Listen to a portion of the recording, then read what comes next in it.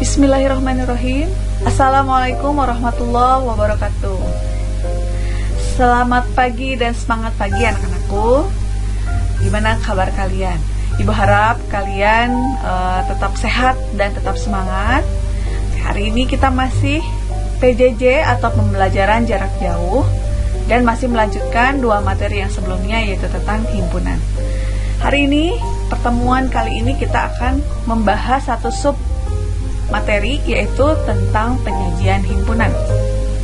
Bersama Ibu Ira Rahyuningsih, kita masih belajar matematik ya. Oke, penyajian himpunan itu ada mendaftar semua anggotanya, menuliskan sifat keanggotaannya, dan juga ada notasi bentuk himpunan. Oke, kita lanjut. Sebelum ke materi, ada beberapa hal yang harus kalian ingat sebagai materi prasyarat untuk melanjutkan ke materi yang akan kita bahas. Jadi materi prasyarat ini harus kalian kuasai dan harus kalian ingat juga ya. Yang pertama yaitu lambang himpunan. Lambang himpunan siapa yang masih ingat? Ya, lambang himpunan itu menggunakan kurung kurawal. Kemudian yang kedua menggunakan huruf kapital. Contohnya, misalnya himpunan A itu adalah 1, 2, 3, 4, dan 5 di dalam kurung kurawal ya. Kemudian yang B, himpunan B adalah huruf vokal. Berarti yang huruf vokalnya itu menggunakan kurung kurawal. Itu adalah lambang dari himpunan.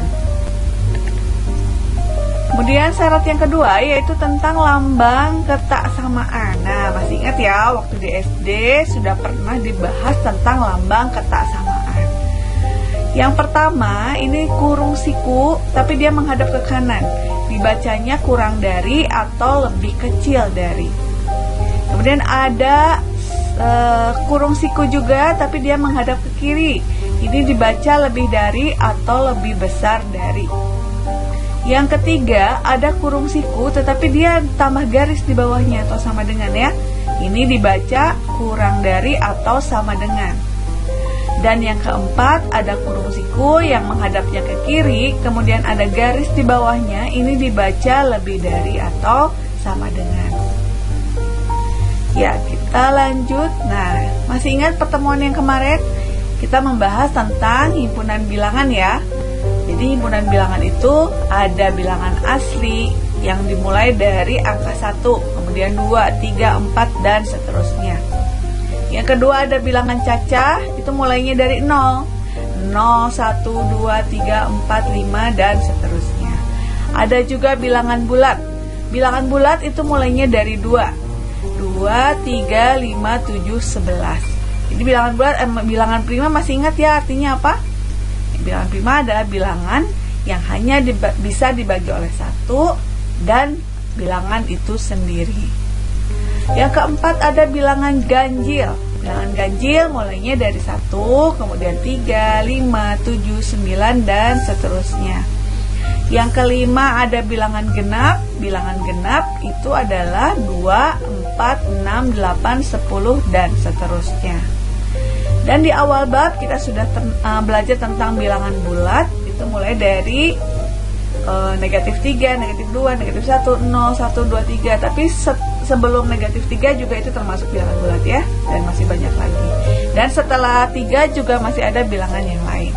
Jadi kita mewakili bilangan yang belum ada itu dengan titik 3. Oke, nah sekarang kalian perhatikan gambar berikut. Ini gambar apa ya? Ya, ini adalah gambar singkong. Nah, kira-kira dapatkah kamu sebutkan bagaimana menyajikan singkong ini sehingga menjadi makanan yang menarik untuk dimakan? Nah, kira-kira dijadikan apa saja? Ada yang bisa menjawab? Oke, kita lihat. Yang pertama, gambar apa ini? Iya, singkong itu bisa disajikan dalam bentuk keripik singkong. Kemudian yang kedua, ini juga iya, keripik singkong pedas ya. Kemudian yang ketiga, dibuat apa lagi disajikannya? Nah, yang ketiga ada bolu singkong. Kemudian yang keempat, nah siapa yang suka ini? Nah, Ibu suka banget nih. Ini bisa jadi yang manis atau yang asin ya? Kalau combro itu adalah makanan yang manis, yang asin. Kalau yang manis disebutnya apa? Iya, misro. Nah, itu makanan orang Sunda.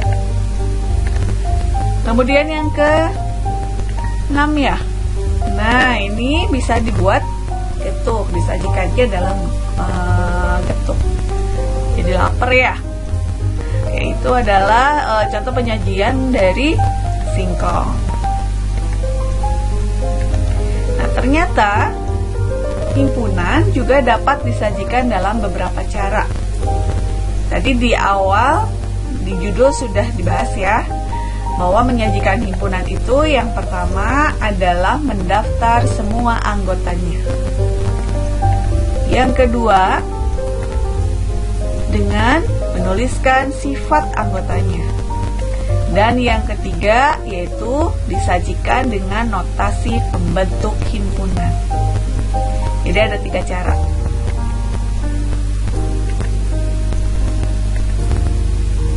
Oke, kita lihat dulu ya. Nah, untuk yang mendaftar semua anggotanya, sempat kita bahas di pertemuan kemarin, yaitu tentang keanggotaan suatu himpunan. Jadi kalau keanggotaan suatu himpunan, kalian kan mendata satu-satu anggotanya apa saja. Nah, di sini Ibu tuliskan sudah ada anggotanya ya. Jadi kalau mendaftar anggotanya berarti disebutkan atau dituliskan satu-satu.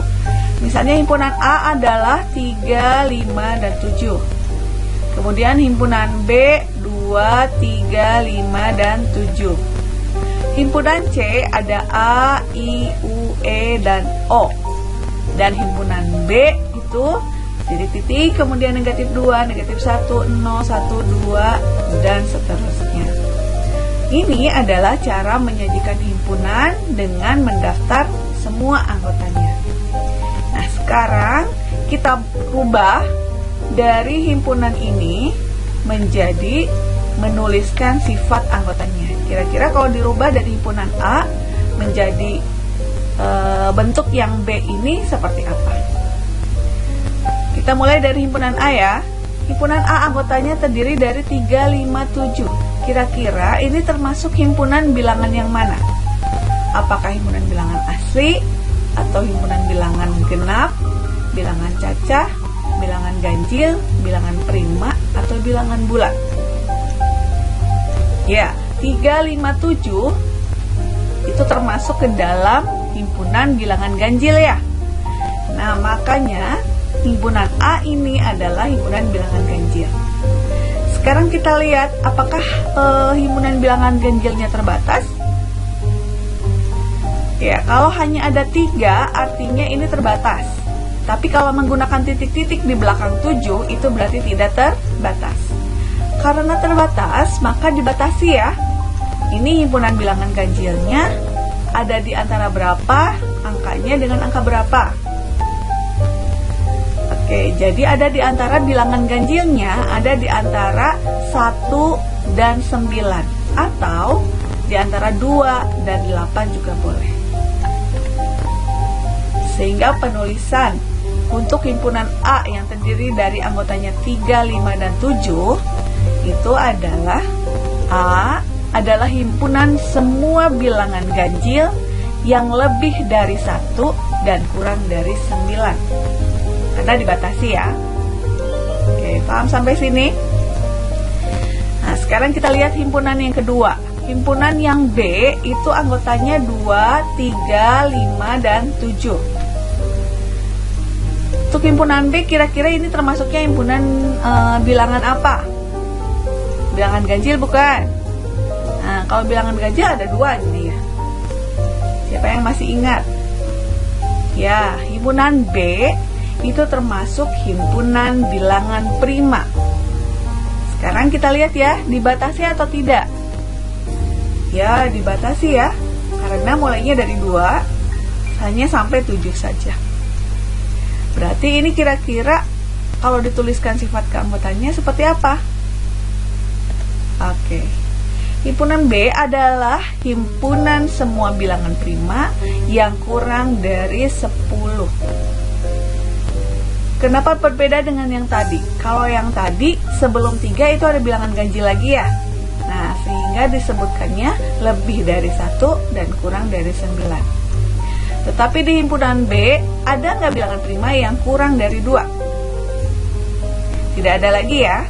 Sehingga batasannya langsung saja. Himpunan B adalah himpunan semua bilangan prima yang kurang dari 10. Nah, oke, kita lanjut ya. Yang himpunan C itu anggotanya A, I, U, E, dan O. Kira-kira ini apa ya? Ya, ini adalah huruf vokal. Sehingga jika kita tuliskan sifat keanggotaannya, itu C sama dengan himpunan C adalah huruf vokal. Nah, penulisannya berbeda ya dengan nomor 1 atau himpunan A dengan himpunan B. Nah, penulisan sifat keanggotaan juga bisa dituliskan seperti ini. Jadi himpunan C itu sama dengan huruf vokal tapi di dalam tanda kurung. Karena kurung kurawal itu menyatakan himpunan, mengganti kata himpunan. Yang keempat atau yang D itu himpunan D. Kira-kira himpunan bilangan apa ya? Kalau ada bilangan negatif 0 dan 1. Ya betul. Jadi ini adalah himpunan bilangan bulat. Dibatasi atau tidak? Tidak dibatasi. Berarti cukup kita tuliskan D itu sama dengan bilangan bulat. Atau dibaca himpunan D adalah bilangan bulat. Jadi penulisannya juga ada 2 ya. Yang pertama ini tanpa menggunakan kurung kurawal. Kalau yang ketiga dan keempat ini menggunakan kurung kurawal. Jadi ini keempat-empatnya betul ya, penulisan dengan sifat anggotanya. Sekarang kita lanjut menyajikan himpunan itu dalam notasi pembentuk himpunan. Nah, notasi di sini nanti kalian lihat ya, awalnya jadi ketentuannya selalu sama. Kita lihat dulu yang himpunan A. Himpunan A, boleh kita lihatnya dari mendaftar semua anggota atau dengan menuliskan sifat anggota, sama saja. Nah, kita lihat contoh yang pertama dulu ya. Himpunan A itu kan 357. Nah, di dalam notasi pembentuk himpunan, kita akan mengganti angka-angka di sini dengan notasi. Misalnya, nah, penulisannya selalu seperti ini. A sama dengan, kemudian pakai kurung kurawal, kemudian X ini nanti untuk mengganti angka ya. X, kemudian garis miring, ini dibacanya himpunan A, X di mana? Nah, kita lihat di sini karena dibatasi lebih dari 1 dan kurang dari 9, berarti bilangan X ini ada di tengah-tengah antara 1 dan 9 ya. Oh, mohon maaf, ini harusnya 9. Ada di antara 1 dan 9. Nah, kalian ingat lagi lambang ketak samaan? Yang ini disebutnya dibacanya ya dari tengah dulu. Jadi X itu lebih dari 9 dan X kurang dari 8. Kemudian X itu anggota bilangan ganjil. Nah, nanti aturannya akan seperti ini. Supaya lebih paham, kita lihat ke contoh yang B. Himpunan B adalah himpunan semua bilangan prima yang kurang dari 10. Penulisan awalnya sama ya. Jadi B sama dengan, kemudian kurawal pakai Y sekarang. Nah, di sini bisa menggunakan huruf-huruf mulai dari A sampai Z. Tapi yang biasa banyak dipakai adalah X, Y, atau Z. Jadi sepertinya bebas saja ya. Ini kalian boleh menggunakan apa saja. Jadi penulisan awalnya B sama dengan kurung kurawal, kemudian Y garis miring. Ini selalu seperti ini penulisannya. Setelah garis miring, baru kita lihat nanti batasannya ya. Batasannya di sini apa? Nah, karena di sini ada tulisan kurang dari, berarti kita pakai lambang ketidaksamaan kurang dari. Langsung aja kita tulis ya, Y kurang dari 10. Kemudian Y-nya anggota bilangan apa? Anggota bilangan prima. Tadi Ibu salah lagi di sini, maaf ya. Di sini harusnya bilangan prima. Sehingga B sama dengan kurung kerawal Y garis miring Y kurang dari 10 dengan Y-nya anggota bilangan prima ya. Nah, supaya lebih paham kita coba lagi lihat yang ketiga. C itu A, I, U, E, O atau huruf vokal. Nah, di sini kan tidak ada pembatasan ya, tetap saja, tapi di sini kita tulis dulu C sama dengan, nah Ibu sekarang gunakan Z. Z terus garis miring. Ini dibacanya Z, di mana Z adalah huruf vokal. Karena tidak ada angka ya, dia tidak menggunakan lambang ketidaksamaan. Paham ya? Kemudian yang D. Nah, ini D adalah bilangan bulat. Penulisannya masih sama. D sama dengan, kemudian kurung kurawal, tulis X, kemudian garis miring. Nah, sampai sini dulu ya. Nah, kita lihat sekarang X-nya ini anggota bilangan apa tadi? Ternyata anggota bilangan bulat dan tidak dibatasi. Kalau tidak dibatasi berarti tidak usah menggunakan lambang ketaksamaan. Cukup sampai sini. D sama dengan X, garis miring X, anggota bilangan bulat. Itu sudah menggunakan notasi pembentuk himpunan. Yang masih belum paham, nanti silakan pelajari lagi. Ibu juga akan mengirimkan video lain. Nanti silakan kalian pahami dan pelajari. Kita lanjut ya. Nah, kita ulangi lagi. Coba kita kerjakan soal yang lain. Misalnya yang nomor 1, diketahui F adalah bilangan prima genap. Bagaimana cara menyatakannya? Dalam 1, mendaftar anggotanya, kemudian yang D dengan notasi pembentuk himpunan. Kalau bilangan prima yang genap kira-kira angkanya berapa? Iya, betul. Jadi anggota bilangan prima yang genap itu hanya 2 saja. Sehingga kalau kita daftar anggotanya dituliskan F sama dengan 2. Kemudian yang B, notasi pembentuk himpunan. Berarti notasi pembentuk himpunan kita lihat dari sini ya, dari yang sifat supaya lebih mudah. Tuliskan dulu F sama dengan dalam kurung X. Nah, kemudian garis miring. Dilihat di sini ada batasan atau tidak? Tidak ada batasan karena hanya ada 1 juga anggotanya, sehingga dituliskan X anggota bilangan prima genap. Cukup ditulis di sini ya. Oke. Kita lanjut ke soal yang kedua. Diketahui F, kemudian X di mana? Nah, X-nya ada di tengah. Kemudian ini berarti dibacanya X lebih dari 1 ya. Dan X-nya kurang dari sama dengan 10. Nah, kita pahami di sini ya. Kemudian pertanyaannya, yang A mendaftar anggotanya, yang B menuliskan sifat anggotanya. Nah, kalau mendaftar anggotanya, di sini kan X-nya anggota bilangan genap. Berarti yang kita tulis adalah bilangan genap. Karena X-nya lebih dari 1, berarti kita mulai dari 2 ya. 2, 4, 6, 8, 10. Nah, di sini tidak ada tanda sama dengan, berarti 1-nya tidak masuk karena 1 juga bukan bilangan genap. Kemudian yang ini kenapa 10-nya masuk, Bu? Kalau yang tadi kan tidak masuk ya. Nah, di sini ada tanda kurang dari atau sama dengan. Kalau ada tanda sama dengan, artinya 10 ini adalah masuk ke dalam penyelesaian.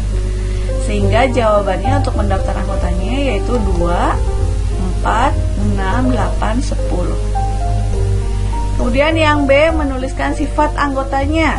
Kita tuliskan di sini F adalah himpunan bilangan genap yang lebih dari 1 dan kurang dari atau sama dengan 10. Jadi dibacanya dari tengah dulu ya. Kalau ini berarti X lebih dari 1 dan X kurang dari atau sama dengan 10. Nah, itu dua contohnya. Untuk yang masih belum paham, silahkan diulang lagi. Boleh 1 atau 2 kali diulang lagi, difahami lagi. Nah, sekarang kita berlatih ya. Yang pertama, seperti biasa kalian tuliskan kembali materi yang sudah disampaikan. Kemudian nanti kerjakan soalnya di halaman 121, itu yang di dalam tabel nomor 3. Nomor 3 itu kan dari 1 sampai 10 ya. Kalian hanya mengerjakan 1 sampai 3 saja. Jadi nomor 3 yaitu nomor 1, 2, dan 3 saja. Biasa tugasnya dikirim, itu hanya latihan soal, tidak materinya ya. Materinya nanti akan dikumpulkan di akhir semester.